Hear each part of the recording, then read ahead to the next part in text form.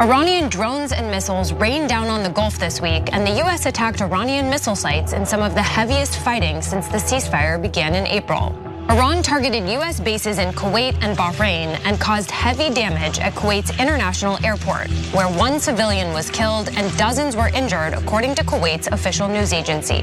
So far, the US says the ceasefire remains in place, but the latest episode shows how quickly fighting can escalate and how far the two sides are from a deal. So are we in a ceasefire or aren't we? Well, wait till you get a load of Donald Trump's hilarious answer. He's just gonna change the definition of ceasefire. So you'll see that in a second, and then you'll see the reactions of many, including Democrats, some of whom apparently wanna stay in the war longer. So Anna, tell us about it. So, something that you pointed out earlier, Cenk, is this is kind of more of the Israel-ification of the United States and how we carry out our foreign policy. Because according to an exclusive report in the Wall Street Journal, President Donald Trump is less interested in sparking or reigniting an all-out war with Iran. He just wants to do, moderate strikes, moderate bombing. But it's still a ceasefire. It's just that you fire sometimes under this ceasefire. Maybe we should rename it to sometimes fire instead of ceasefire. But anyway, so as the Wall Street Journal reports, the president's reluctance to reignite the war suggests he might be willing to withstand smaller flare-ups for weeks or even months to avoid a broader conflict in the Middle East. Now, mind you, that is the weird war purgatory that we find ourselves in right now, which isn't really conducive to a healthy global economy and certainly not a healthy US economy. The war has caused a lot of damage to our economy already, and there are already all sorts of analyses out in regard to how low we are when it comes to our oil reserves. And once we run out of those oil reserves in late summer, we're gonna be in a lot of trouble. Believe it or not, the extremely high gas prices you're experiencing right now are not as bad as they could be, because once we run out of those reserves, it's gonna be a lot worse. We've been tapping into our reserves. Yes, and this whole moderate ceasefire reminds me of a friend of mine who once, this is a hilarious thing, but back in the day in Craigslist, said, is anybody interested in light spanking? So this is just a light spanking. It doesn't really count. And by the way, that worked. That's hilarious. Okay, so it turns out we might stay in this purgatory all the way to Labor Day. Disaster. What happened to, we'll be done in 3 to 4 weeks. I know, it was gonna be easy. So let me give you some more, because Trump was asked, like what's the situation with the ceasefire? And look, I wanna be clear about one other thing. The last 48 hours have been relatively calm, and that is a good sign. It means that Trump really doesn't have an appetite to go back into an all-out war with Iran. That's a good piece of information. However, this whole thing where you're just in that war purgatory, again, there are a lot of downsides to it. And so Trump was asked, like what's going on with this ceasefire? Is this really a ceasefire? Watch how he responded to that. How do you define ceasefire? Pretty much the way it is, it's a different part of the world. I'd say in that part of the world, ceasefire is when you're shooting in a more moderate manner. In that part of the world, you continue in a more moderate manner. Yeah, that's not a ceasefire. Cease means stop. I don't know if Donald Trump knows that. He once claimed to invent the word fake. There's the word ceasefire. No one had ever heard that word before. I came up with it. I came up with the word ceasefire. And what it means is you do moderate bombing. No, it doesn't mean that. It doesn't. It means light spanking. No, it really doesn't. Yeah, so Secretary of State Marco Rubio also dodged accountability for Trump's disastrous war by framing the US's side of the violence that erupted last week as retaliatory. It wasn't retaliatory. We were shooting at or striking vessels leaving Iranian ports, and Iran finally had enough of it, so they responded. In fact, Iran's strikes against the US, or I should say, against Gulf countries hosting US military bases was retaliatory. But here's what Marco Rubio said, quote, "They're happening in response to an Iranian action. If they don't shoot at those ships, we don't shoot, but we have to respond. You guys are the ones shooting at their ships, and they're responding to that. But of course, Rubio knows that. He's just lying to the public, and he thinks that we're all stupid and don't know what's going on at all. And go ahead, Cenk. Yeah, you see, the problem with working for Donald Trump is he has verbal diarrhea. So even if you guys came up with a clever talking point, you're all going to stick with it. Trump's not going to, because he can't help himself. So the Wall Street Journal was actually had a decent article here. Also quoted Trump right afterwards, and Trump says it takes two to tango. We hit them very hard on something else, and so they were responding. Well, thank you for the admission. We appreciate it. He just said it. Yeah, no, I do appreciate it, right? And I love the after the fact, like, cleanup efforts by various members of Trump's cabinet. But sometimes Trump just says the truth, and in this case, he was definitely telling the truth. So aides within the White House claimed that Trump would like Iran to agree not to develop nuclear weapons diplomatically. So here's the reality of the situation. There are two things holding us back, or the Trump administration back, from ending the war against Iran. Number one, and you guys all know this, is Israel, because Iran says if Israel's offensive against Lebanon doesn't end, then we're not agreeing to a ceasefire. That's a big part of the ceasefire agreement. That's a big part of the peace proposal that we're offering.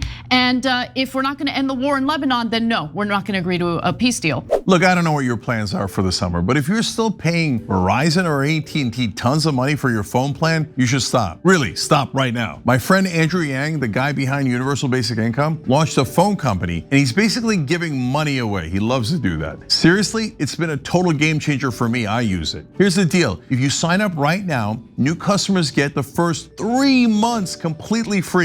No tricks, no catch. The whole summer, totally free. That's money you can spend doing things you actually enjoy, like going to the beach, going to a concert, grabbing ice cream with your friends, whatever you want. Not convinced? Here's the cherry on top. Noble Mobile actually pays you to use your phone less. The less data you use, the more cash back you get right into your account. So not only are the first 3 months free, but the 4th month could be super cheap too, with all the cash back you've gotten in the first 3 months. And don't worry, you're still getting great, reliable coverage on T-Mobile's 5G network. I'm telling you, this deal is too good to pass up. Stop throwing money away. Do yourself a favor and let Noble Mobile pick up the tab for your summer plans. Why spend your summer doom scrolling when you can be out having fun? So make this switch today at tyt.com/switch. That's tyt.com/switch. So there's the Israel component of that. Israel refuses to stop their offensive in southern Lebanon. Then there's Trump needing a win. Because in order for Trump to announce that we're ending the war, he wants to say that he got something out of it, because this war has been so disastrous for the United States and the American people. So that's why his aides are basically telling the press, if they could just agree diplomatically to not developing nuclear weapons or enriching uranium.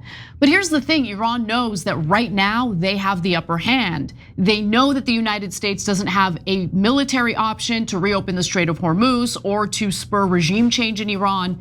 And so they did agree to stopping the enrichment of uranium a few days prior to the war. Maybe Trump should have taken that offer, but he didn't. Yeah, so now, I said it's a good article by the Wall Street Journal. I don't know if they did this by accident, but let me just give them the credit, because they explained that Iran has kind of already agreed to let the enriched uranium out of the country. They've kind of agreed to that several times, as we've told you here, right? And then they add, these wouldn't be hard commitments, meaning like getting to peace is actually relatively easy, because both sides kind of already have what they want. We want to get rid of the highly enriched uranium. Iran's already agreed. We want to open up the Strait of Hormuz. Iran's already agreed. They want the blockade lifted and for our military to leave and the war to stop. And we've already said we want that, right? So now, of course, they can't get into like they'd be fired instantly if they told you the actual truth as to why we can't get out of the war. It's because of Israel, because we literally have everything we want, but we're waiting for orders from Israel. Can we pretty please leave your war? But the one other thing that Trump needs to let go if he wants the war to end, okay? And this isn't a perfect world where Israel isn't a factor in this equation. What a dream world, but we don't live in that world. But let's say we did. The one other thing is Trump refuses to lift sanctions against Iran, and he also refuses to unfreeze their assets. And as long as he does that, Iran is gonna continue controlling the Strait of Hormuz because, okay, you're gonna try to squeeze us economically that way, then we're gonna go ahead and continue collecting $2 million tolls from every vessel that transits through the strait.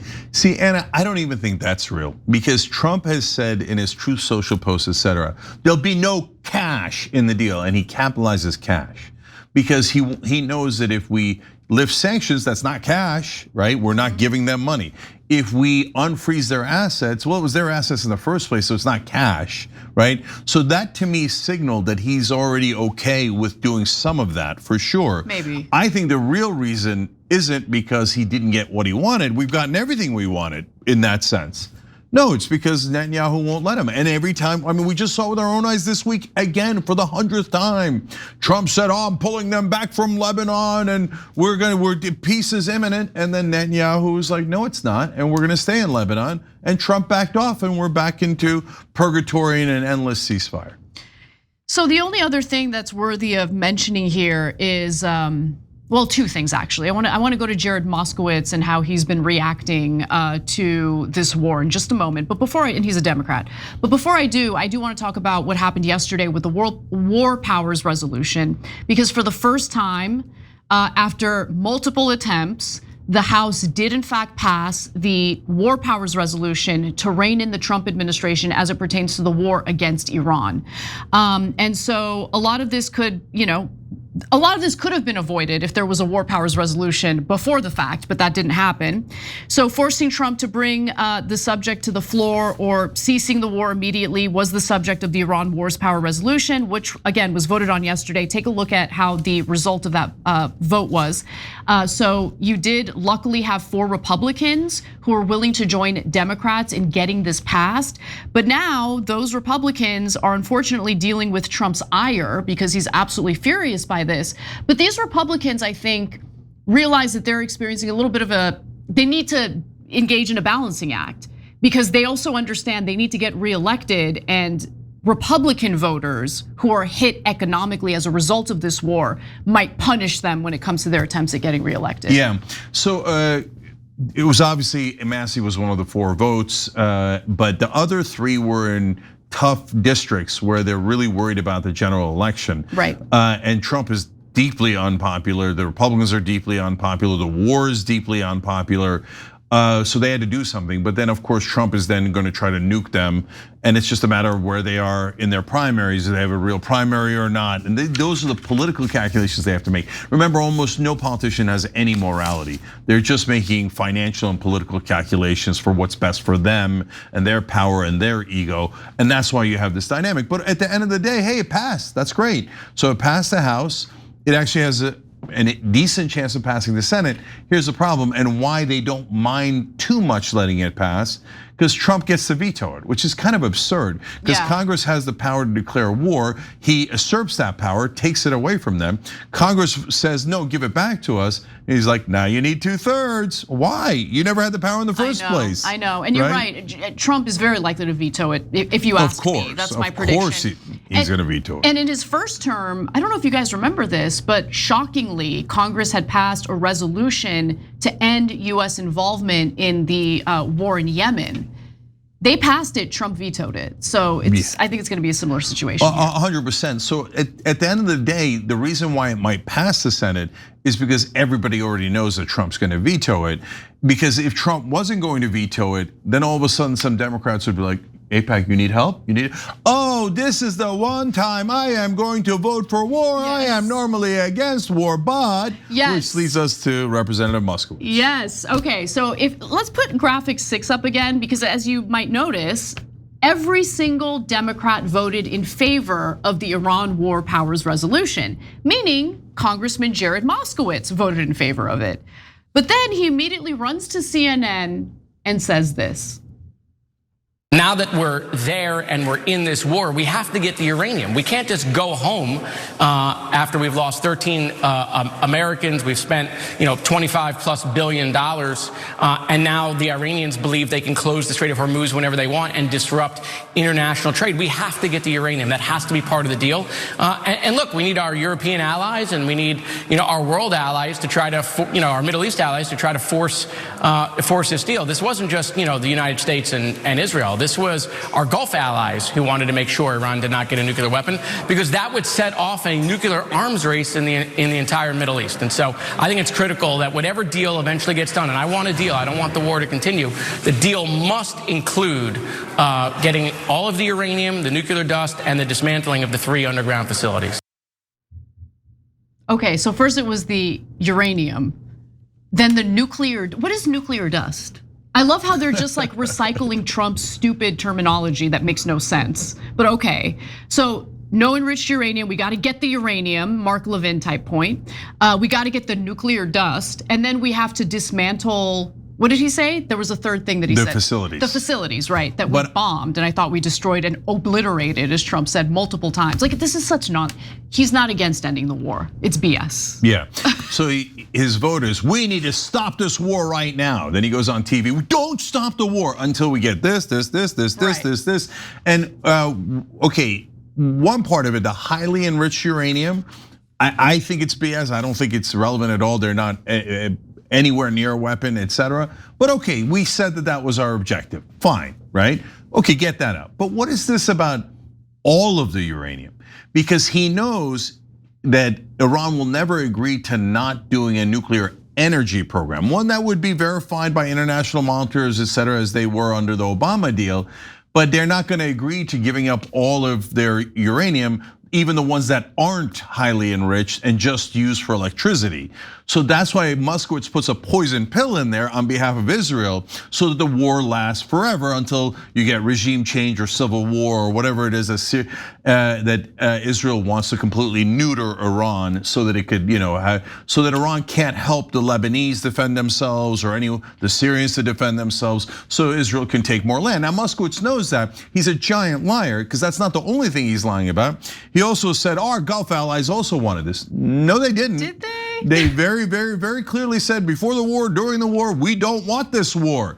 But Moskowitz, it's not like he doesn't know that. He does know that. He's purposely lying to you. Okay, and then the third lie was, if anybody in the Middle East gets a nuclear weapon, then there'll be a nuclear arms race. So that's why we can't allow it. Wait, Israel already has a nuclear weapon. So didn't they start the nuclear arms race? But it's okay, they get to operate under completely different standards from literally every other country, including our own. And by the way, any decent news person would have then asked, but what do you mean, Representative Moskowitz, doesn't one country already have a nuclear weapon? Israel? But Jake Tapper also works for Israel. So he's like, I don't know anything. I'm not going to correct any of his lies. I mean, wouldn't you at least ask, wait a minute, didn't you vote to stop the war? Now you're telling me to not stop the war? Yeah. But Jake Tapper's like, bravo, how do we do, BB? Every time you ring the bell below, an angel gets his wings. Totally not true, but it does keep you updated on our live shows.